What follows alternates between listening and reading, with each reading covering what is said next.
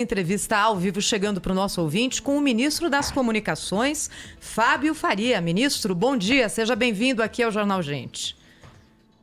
Bom dia a todos do Jornal Gente, bom dia Thaís, bom dia Cláudio, bom dia Pedro também. Obrigada, ministro. O senhor tomou posse em junho, já conseguiu tomar a pé da situação de um setor tão regulado como esse, que é o setor de comunicações no nosso país? Thaís, todo dia a gente está aprendendo, né? Tem muita informação, o Ministério é muito grande, complexo, mas a gente já tem hoje uma visão muito maior em relação ao Ministério, em relação também às empresas, né? Hoje nós temos também os Correios, que tem uma missão muito grande, está no Ministério, temos a EBC, temos o Ministério também, a própria Anatel, que é a agência reguladora, enfim, a gente tem vários desafios diários que nós estamos tocando. Eu diria que eu já tenho uma situação praticamente bem melhor do que 2 meses atrás. Cada dia aprendo, mas já dá para ir tocando. Ministro, eu queria então começar perguntando para o senhor sobre uma questão que diz respeito diretamente aos ouvintes da Rádio Bandeirantes. O senhor está falando aqui numa das emissoras mais antigas, mais tradicionais do nosso país, 83 anos. A rádio foi fundada lá em 1937, está até hoje aqui firme e forte, fazendo companhia e informando os nossos ouvintes. E a Rádio Bandeirantes, como a maior parte das emissoras de rádio do Brasil, nasceu como rádio AM. Essa frequência que, ao longo aí das décadas, foi tão judiada, né? Houve uma mudança importante na legislação referente a rádios AM, permitindo a migração de AMs para FMs. A questão é que nos grandes centros, com o dial do FM já totalmente ocupado, isso não vira realidade. Como é que o senhor vê essa questão? O senhor vê alguma solução para melhorar a frequência das rádios AM, ministro, já que em outros países a gente tem AMs com som limpo e aqui no Brasil, nos centros urbanos, os AMs não têm essa mesma qualidade? Thaís, isso é uma discussão frequente no Ministério, inclusive a Anatel também está participando. Em novembro eles vão ter uma reunião sobre esse tema, porque nós temos uma pauta diária muito extensa no Ministério. Eu diria que 50% da pauta que eu tenho é para migração de AM para FM, problema em relação às AMs, aumento de potência e falta de espaço, né?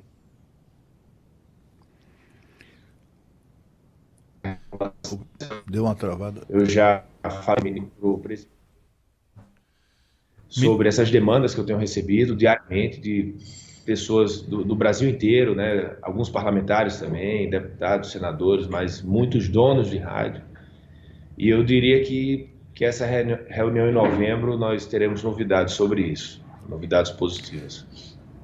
Ministro, muito bom dia, bem-vindo ao nosso programa. O impacto do 5G, né, que é a quinta geração de internet no Brasil, pode ultrapassar US$ 1 trilhão em pouco mais de 10 anos. O chamado leilão do 5G está previsto para 2021, em meio a uma disputa entre empresas americanas, europeias, chinesas. Aí eu queria saber o seguinte: qual será o objetivo do governo brasileiro com esse leilão? Haverá espaço para uma posição política ou vai ser priorizado o melhor negócio? Eu queria também saber, nesse campo aí do 5G, ministro, se o governo já conversou com as gigantes interessadas no mercado brasileiro, como a chinesa Huawei, por exemplo, né? E por que o presidente Bolsonaro disse recentemente numa live que a decisão final sobre esse leilão é dele, presidente? Não seria da Anatel, da agência reguladora? Enfim, eu gostaria de saber, ministro, a tecnologia 5G pode interferir em outras frequências de radiodifusão, como a gente sabe, né? Como os sinais de TV. Eu também queria que o senhor falasse sobre isso, como impedir que isso aconteça. Cláudio, sua pergunta é complexa, vou tentar responder todas elas. Se faltar alguma, me recorda aí para a próxima pergunta. Mas, em primeiro lugar, o leilão do 5G, nós queremos fazer no começo do primeiro semestre, né? Ele foi adiado por causa da pandemia. Nós precisávamos fazer teste de campo, isso não foi possível por causa da pandemia, e eu falei que não seria mais em dezembro, provavelmente no primeiro semestre do ano que vem, provavelmente não, com certeza, mas nós queremos fazer ali em torno entre abril e maio, é a meta nossa no Ministério. Em relação ao que o presidente falou, porque esse tema de 5G, se vocês puderem ver todas as minhas entrevistas, eu falei que eu vou receber todos os players, eu vou conversar com cada um deles, nós temos alguns interessados, gigantes do mundo que têm interesse nesse tema, e que eu vou levar para o presidente todos os pontos positivos e negativos de cada um. E o que eu vou pedir ao presidente é que a gente possa fazer um leilão não arrecadatório em boa parte. Não precisa ser 100% não arrecadatório, mas 50%. Exatamente por isso. Porque o 5G não é uma mudança do 3 para o 4G. A mudança para o 5G ela é bastante significativa. O 5G trará um novo mundo, né? Um novo Brasil. Virão junto com ele novas profissões, nós teremos telemedicina, nós teremos várias outras profissões que surgirão com o 5G e como você bem falou, ele impacta também nas outras, né, em outras emissoras que utilizam, por exemplo, outros espectros e por ele ser não arrecadatório, a gente vai resolver esse problema, até porque, junto com o 5G, nós teremos que levar para algumas cidades logo 5G e outras que têm 4G, 3G levar 4G, isso faz parte da entrega, né, da vencedora. E quanto ao que o presidente disse, porque essa situação, Cláudio, ela foge do Ministério das Comunicações, ela extrapola a decisão do leilão de 5G, no mundo inteiro, os presidentes dos países estão tratando sobre esse tema, porque ele trata também, além disso tudo, dessa grande mudança, ele trata de segurança nacional. Então é óbvio que o presidente da República está observando esse assunto. Eu tenho conversado com ele algumas vezes, mas não tenho me antecipado a nada disso. É importante, presidente, que nós possamos conversar com cada um e que o senhor tenha uma base boa para tomar a sua decisão, mas a decisão será dele mesmo. Em nenhum momento eu falei outra coisa. Os outros presidentes estão fazendo a mesma coisa, nós estamos acompanhando o que tem acontecido no mundo inteiro. Alguns países estão debruçados sobre esse tema. Eu acho que até março, abril, nós teremos algumas decisões importantes de países importantes também. Isso vai vir na hora certa. Eu acho que se antecipar isso é um erro. Nós temos que fazer o trabalho no Ministério, que é um trabalho técnico, de tentar ver quem pode trazer mais benefícios para o país, quem pode investir mais, e ver também a questão da transparência, que é importante, mas a decisão final será do presidente da República. Essa questão geopolítica, por exemplo, eu não irei tratar. Isso se tiver de tratar esse tema, ou é no Ministério de Relações Exteriores, ou o presidente da República. Isso não cabe ao ministro das Comunicações, né? Esse tipo de discussão. Ministro, essa questão geopolítica, os interesses de política externa no Brasil terão um peso na decisão, ou será uma opção pelo melhor negócio? Então, Cláudio, isso aí você tem que fazer essa pergunta para o presidente Bolsonaro, é o que eu falei. Ele que vai tomar essa decisão. Eu vou levar para ele os pontos positivos e os pontos negativos. É difícil fazer tomar uma decisão do 5G apenas sob um aspecto, sob uma ótica. Nós temos que envolver depois os ministros que têm relação com esse tema. O ministro da Defesa deverá ser ouvido na hora certa. Mas isso não cabe a mim. Eu não posso entrar num tema que não é do Ministério das Comunicações, entendeu? Eu posso adiantar o que é que eu vou ver. Realmente eu vou ver questão de transparência, investimento, questão das entregas, o que é que eu poderei conseguir, né, em relação aos outros players. Isso deve envolver conversas de chefes de Estado, né, de presidente da República com o presidente do Brasil. Esse tema é um tema mais complexo, é um tema maior.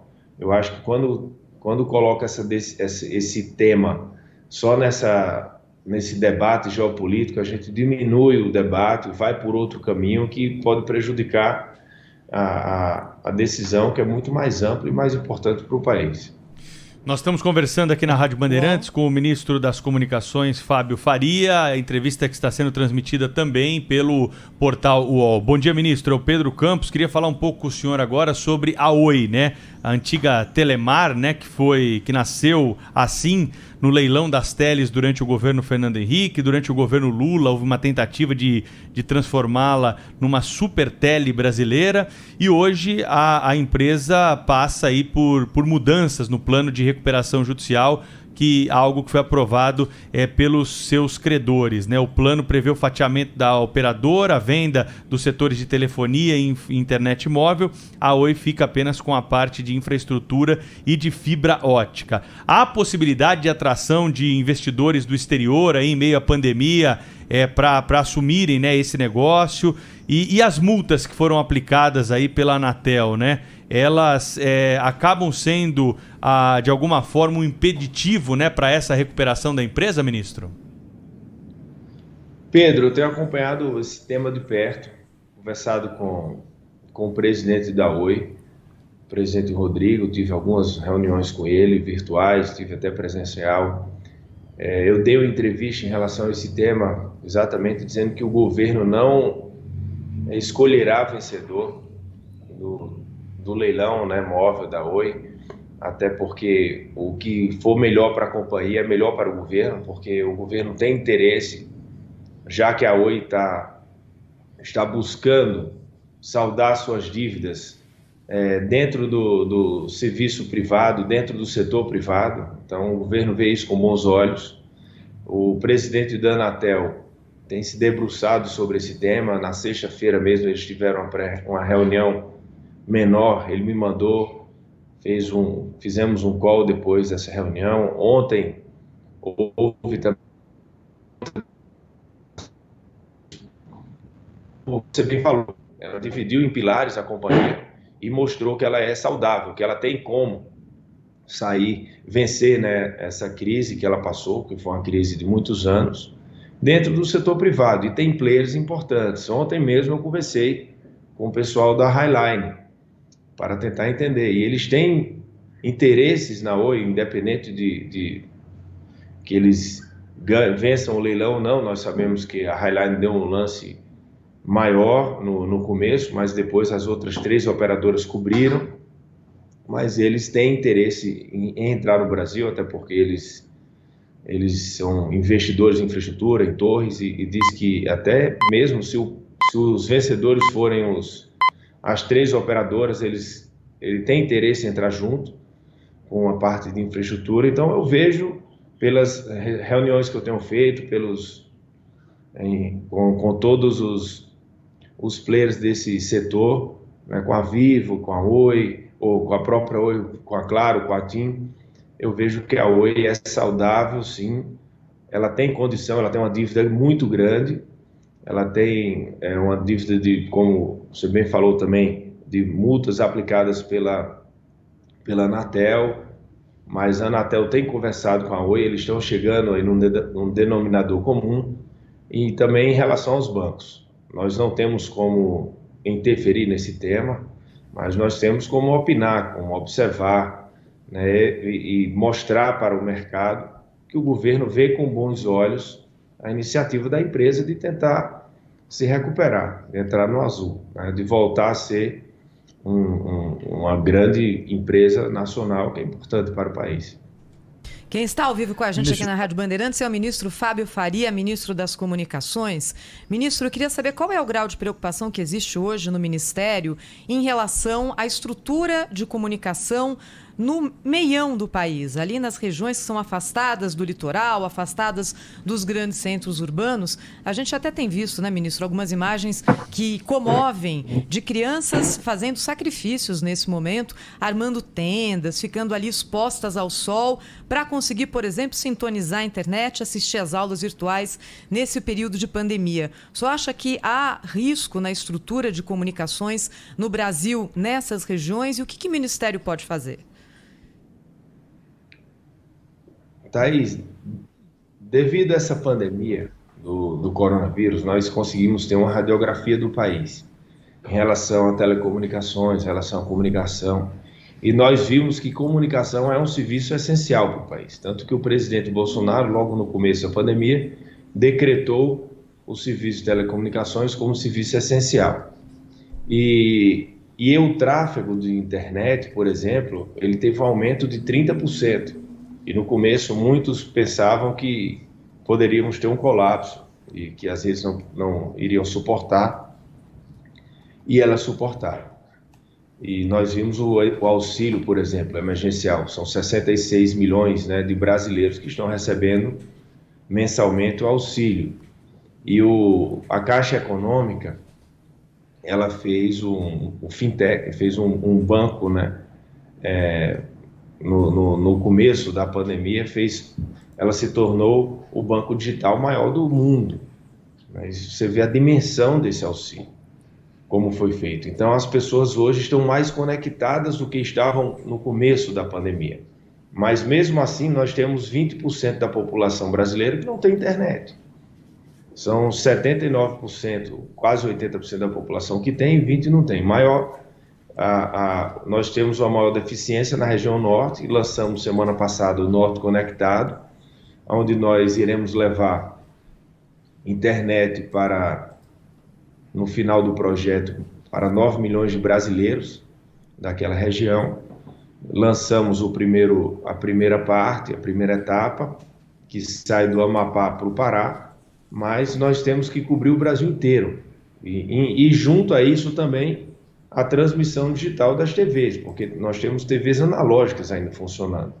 E nós temos uma sobra do leilão de 2014, do leilão de 4G, que tem 1.400 bi na conta, que dá para a gente suprir as duas demandas, as duas deficiências, tanto no setor de telecomunicações, para levar a internet, como também para resolver esse problema da transmissão digital, que tem um prazo do TCU para que a Anatel cumpra isso. Então, o que é que a gente fala em relação a isso? A gente precisa levar a internet para onde não tem. Nós temos um programa Wi-Fi na Praça, que estamos usando o satélite da Telebrás, que nós estamos levando, que peguem nas praças de cidades que não têm internet. Nós estamos levando para as escolas, fizemos um grupo de trabalho, um GT, com o Ministério com o MEC, com o Ministério da Saúde também, para identificar os hospitais, e isso vai por etapa. O que você gasta para levar internet para 80% da população, os 20% restantes é praticamente o mesmo valor dos 80% iniciais. Então, assim, é um valor considerável. Não é uma coisa que dá para fazer do dia para a noite. Esse leilão vai ajudar, porque nós teremos investimentos no setor, por isso que eu estou defendendo que seja não arrecadatório, para que a gente possa suprir rapidamente essas deficiências. Mas, assim, é o que você falou, tem muita gente que precisa estar informada. E esse tráfego de 30%, ele não diminuiu. Muitas pessoas estão em home office trabalhando. Nós estamos fazendo a nossa reunião por internet, né, nesse momento. Praticamente 50% das minhas reuniões são painéis, são lives, são reuniões como essa. Então, enfim, isso vai perdurar. Muita gente vai voltar ao trabalho físico, mas muita gente vai usar isso também, até para maximizar seu tempo. Pessoas que faziam 10 reuniões por dia podem fazer 15, 20, utilizando essa ferramenta. Então, é um desafio muito grande.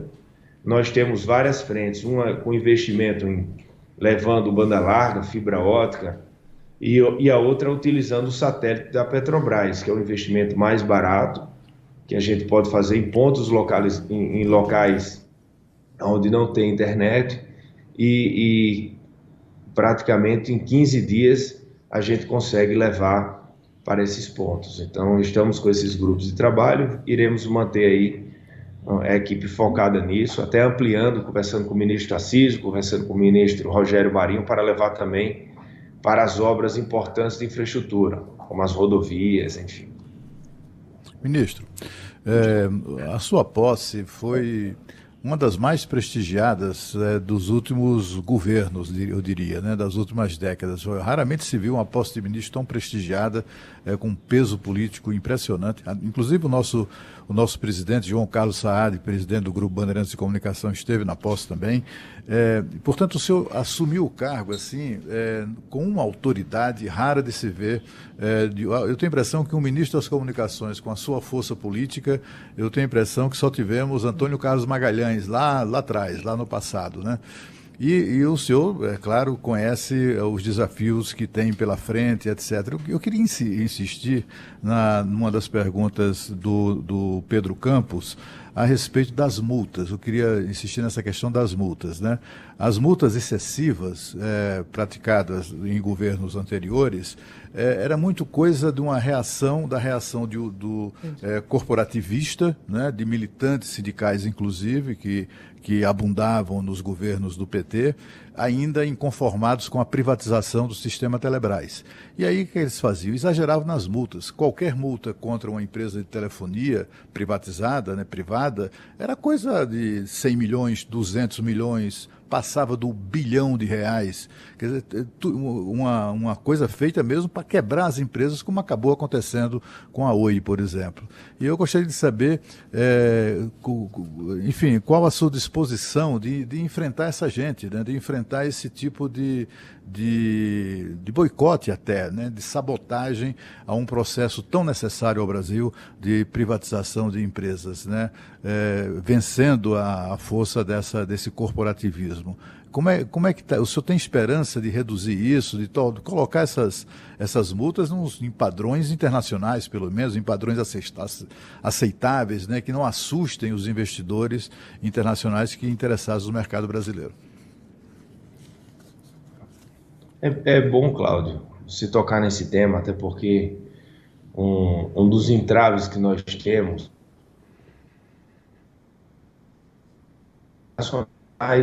é a falta de segurança jurídica, né? A empresa, ela quer vir com um ambiente mais transparente, sabendo, tendo maior ciência das agências reguladoras, do que ela pode encontrar, também a carga tributária que está sendo discutida agora no Congresso Nacional, que também é outro ponto importante para clarificar esse tema para as empresas. Mas, em relação a isso, eu tenho conversado, por exemplo, no meu setor, quem aplica as multas, quem regula é a Anatel. E o presidente Leonardo, eu converso com ele praticamente todos os dias. E ele tem ciência disso. Até porque nós sabemos no Brasil que as multas elas variam de acordo com o tamanho da empresa, infelizmente. Na mesma multa, se a empresa tem condição de pagar R$1.000, ela vai levar uma multa de 1.000, e se uma tem um porte maior, vai para 1 bilhão. E isso não pode ser feito dessa maneira, né? Nós temos que ter uma total ideia. Você está num trânsito, você sabe, se você ultrapassar o sinal vermelho, quanto é que você vai pagar, se parar numa linha de pedestres, se você estacionar num local inadequado. E nós temos que ter total ciência. Imagine se a multa variasse de acordo com o preço do carro, por exemplo, né? Nós não teríamos noção do que nós poderíamos encontrar. Então, isso é bem cabível a sua pergunta, porque como terão gigantes que virão para o Brasil, né, nós teremos empresas, até porque eu tenho conversado muito com algumas delas, estão interessadas no país, o próprio Correios mesmo, que vai entrar agora por um processo de privatização, né? O BNDES está fazendo já a consultoria.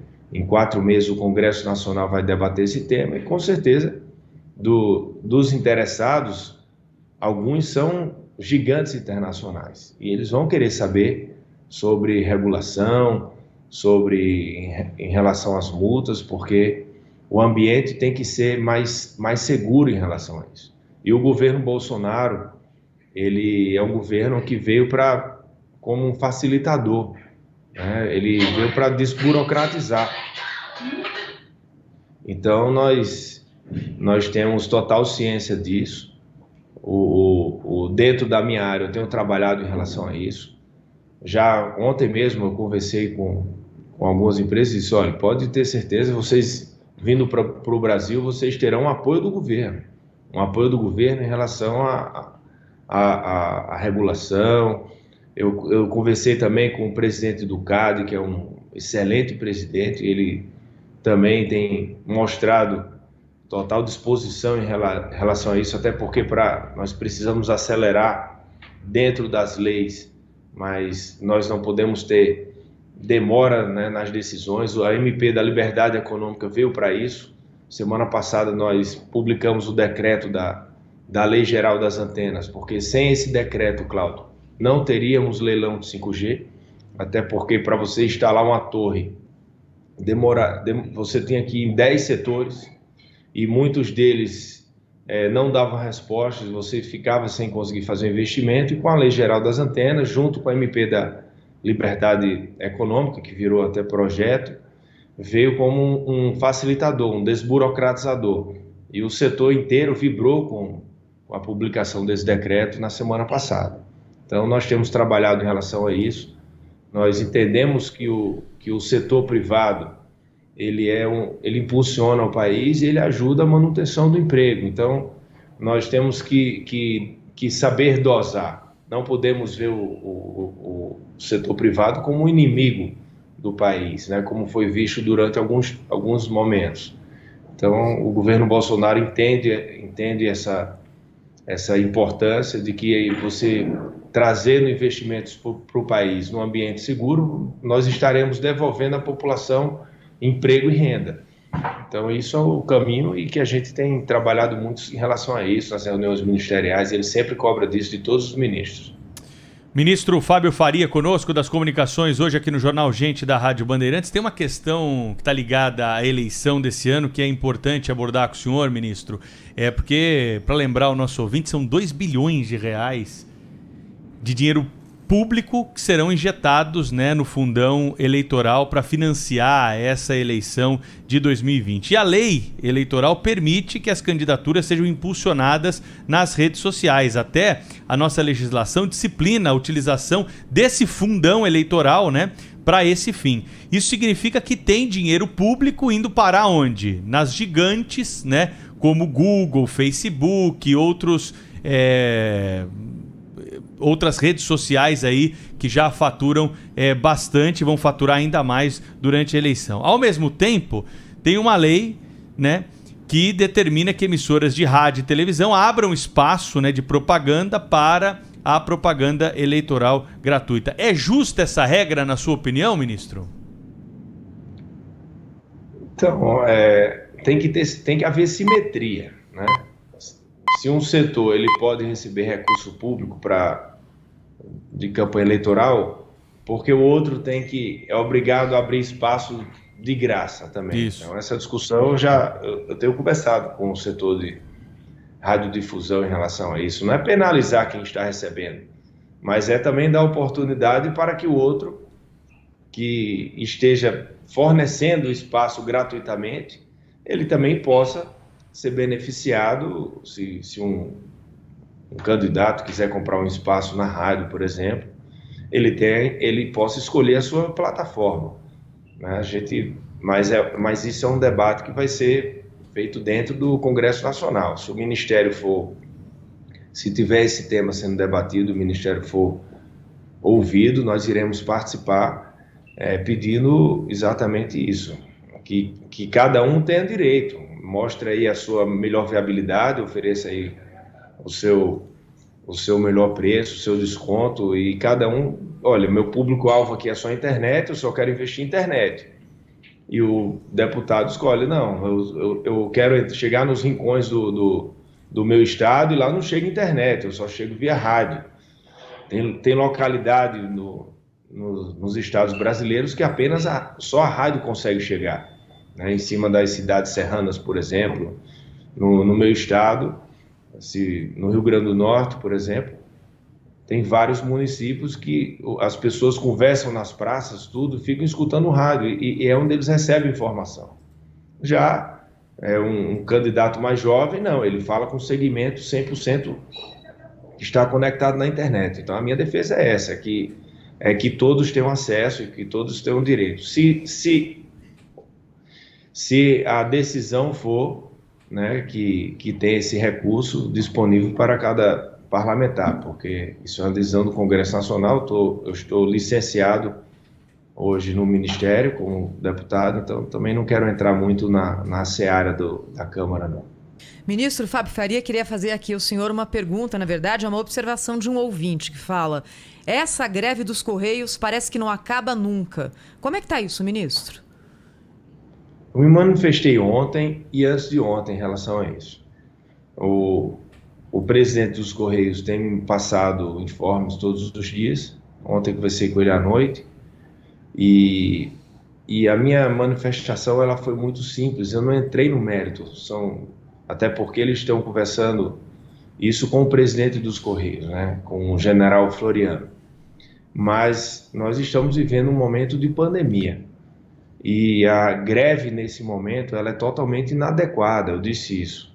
Não tem como a gente pensar que uma empresa do porte dos Correios, que entrega documentos, entrega encomendas no Brasil inteiro, muitas delas para beneficiar, por exemplo, levar EPIs, álcool gel, máscaras, remédios, enfim, encomendas para as pessoas se protegerem do Covid, e que essas pessoas estão paralisadas em greve no mesmo período, coincidentemente, de todos os últimos anos. Então, assim, não é pertinente isso.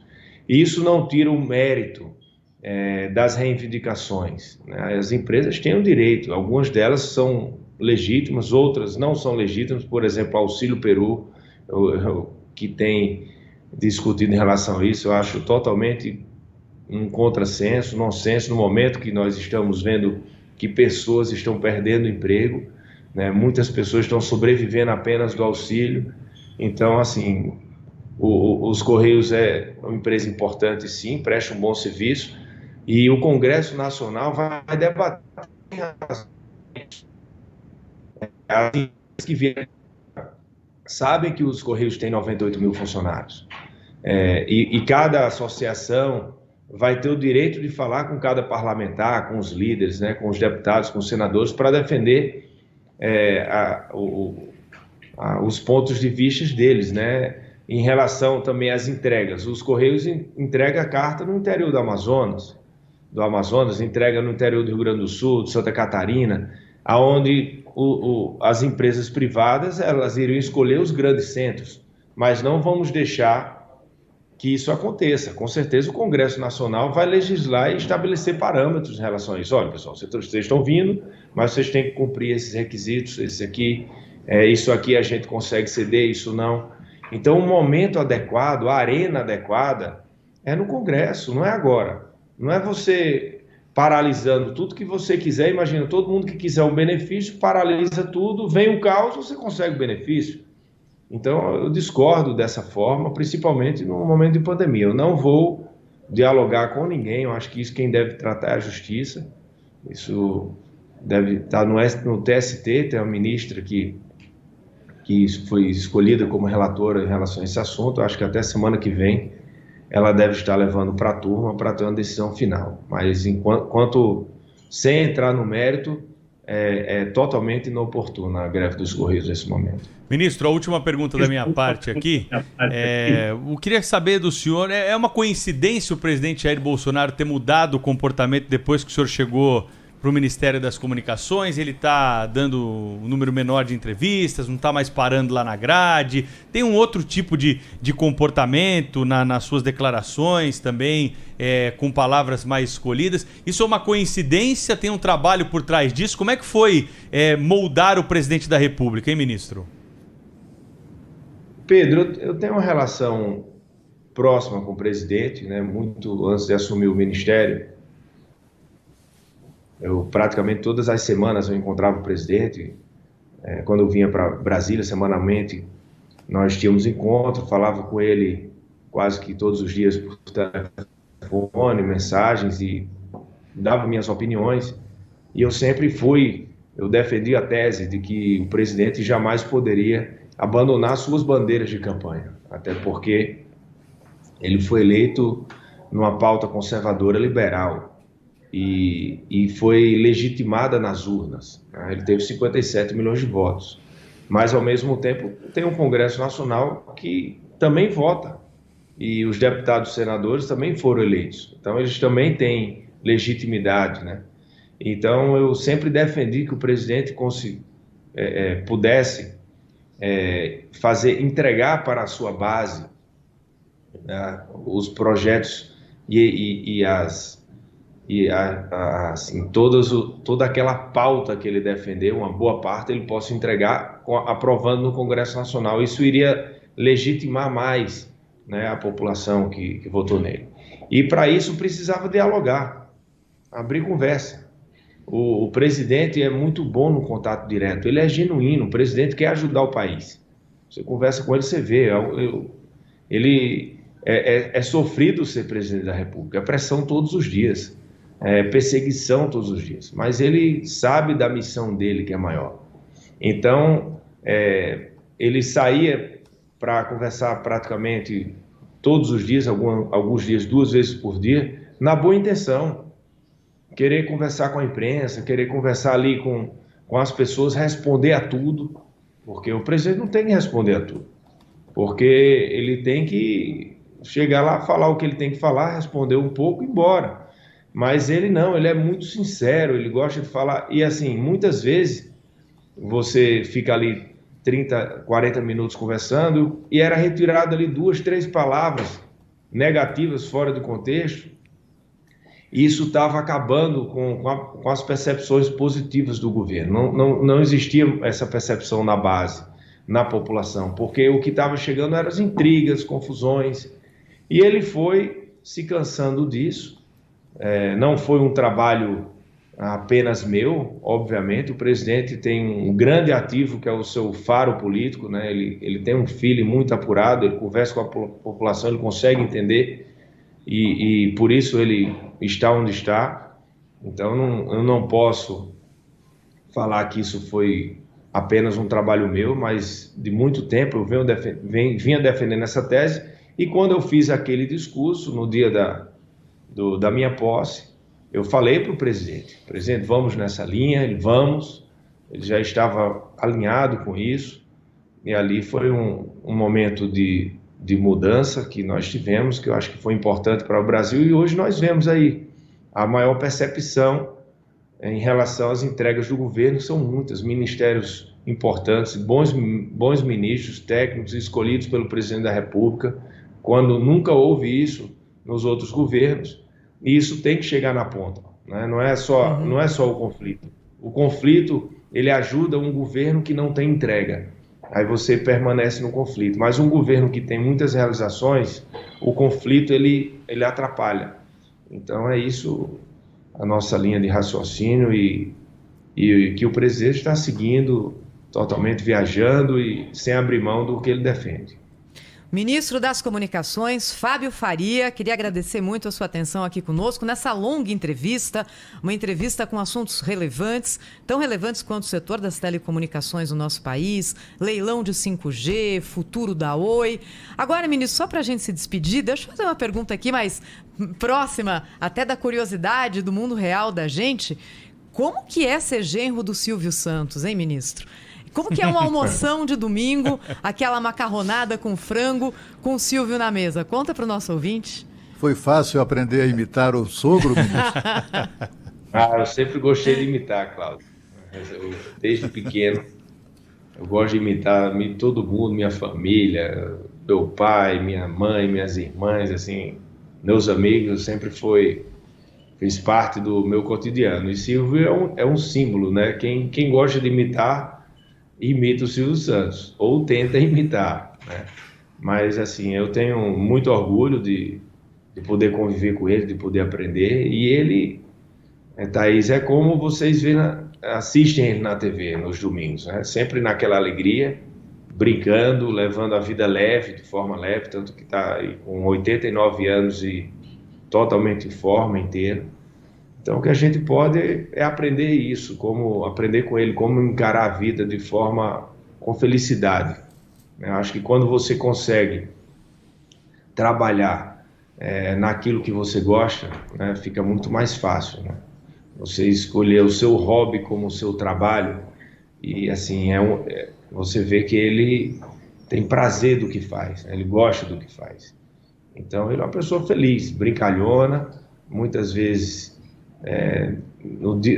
nesses dias de hoje mal interpretado, né? Sem que as pessoas não tenham a menor noção de que ele jamais seria capaz de fazer mal a nenhuma pessoa, muito pelo contrário. Agora, a pessoa que tem 89 anos, né, que está há 65 anos na TV, que é um orgulho para o país, né?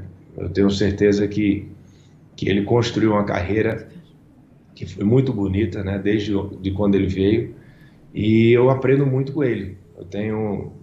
Eu procuro sempre, quando eu estou com ele, tentar arrancar o máximo de informações, de conhecimento de vida, porque as pessoas que mais idosas, mais velhas, são professores naturais nossos, né? São mais vividos.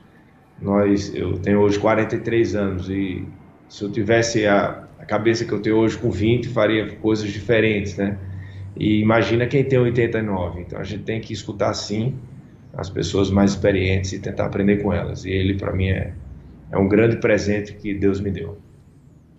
Quero agradecer ao ministro das Comunicações, Fábio Faria, que destinou um tempo grande hoje para falar conosco aqui na Rádio Bandeirantes, ao vivo nesta manhã. Sem sombra de dúvida, uma entrevista esclarecedora aí para a nossa audiência. Ministro, obrigado pela entrevista, bom trabalho aí para o senhor, até uma próxima oportunidade aqui na Rádio Bandeirantes. Obrigado, Pedro, obrigado, Thaís, obrigado, Cláudio, e a todos os ouvintes do Jornal Gente, e obrigado à Rádio Band, tá? Valeu, um abraço. Boa sorte, ministro. Abraço.